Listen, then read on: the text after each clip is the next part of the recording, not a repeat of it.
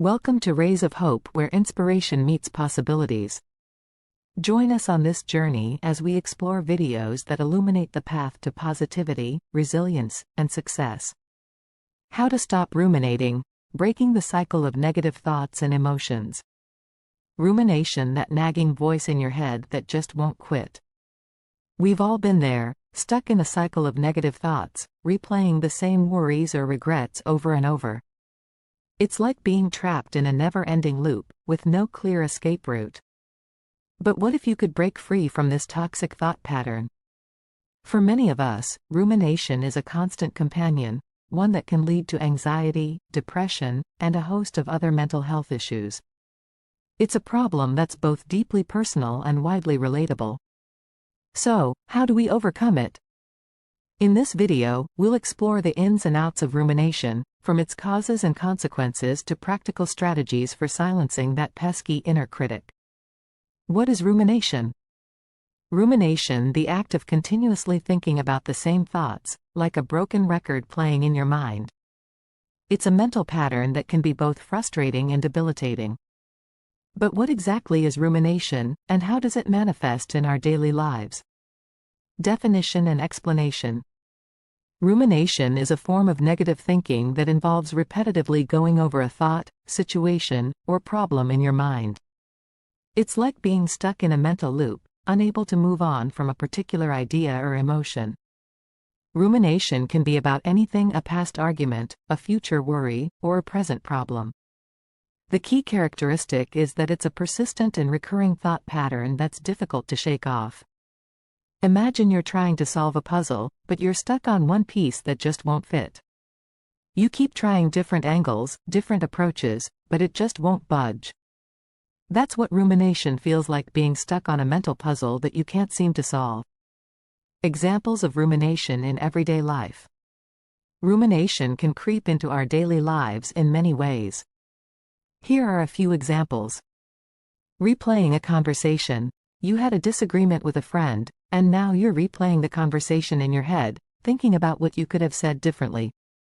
Worrying about the future. You're anxious about an upcoming event or deadline, and you can't stop thinking about all the things that could go wrong. Dwelling on a past mistake. You made a mistake at work or in a relationship, and now you're constantly thinking about what you could have done differently. Overanalyzing a situation. You're trying to make sense of a complex situation, but you're getting caught up in overthinking and overanalyzing every detail. These examples illustrate how rumination can manifest in different ways, but the underlying pattern is the same: getting stuck on a thought or idea and being unable to move on. The causes of rumination. Rumination is a complex and deeply personal experience, and understanding its causes can be a crucial step towards healing and recovery. So, what drives rumination? Is it a response to stress and trauma, a product of our personality traits and cognitive styles, or a result of our social and environmental surroundings? The answer is not a simple one, and it's likely that rumination is the result of a combination of these factors. Stress and trauma. Stress and trauma can be significant triggers for rumination.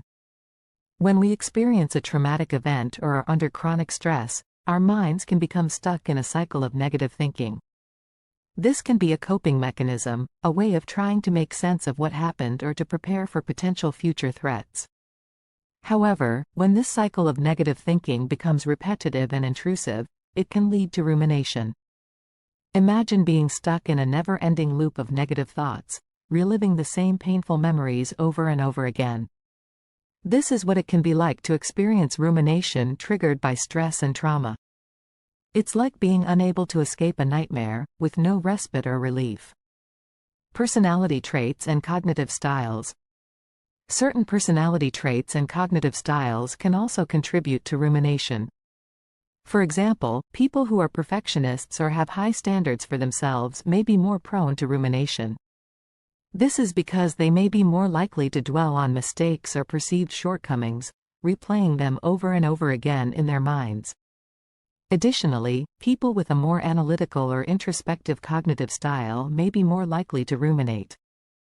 This is because they may be more inclined to examine their thoughts and emotions in detail, which can lead to a cycle of negative thinking. Do you find yourself dwelling on mistakes or perceived shortcomings? Do you have high standards for yourself or others? Do you tend to analyze your thoughts and emotions in detail? If you answered yes to any of these questions, you may be more prone to rumination due to your personality traits and cognitive style. Social and environmental factors. Finally, social and environmental factors can also play a role in rumination. For example, people who experience social isolation or loneliness may be more likely to ruminate. This is because they may have fewer opportunities for social support and distraction, leaving them more time to dwell on negative thoughts. Additionally, people who are exposed to stressful or traumatic environments may be more likely to ruminate. This is because they may be more likely to experience stress and trauma, which can trigger rumination. It's like being stuck in a toxic environment, with no escape from the negative thoughts and emotions that surround you.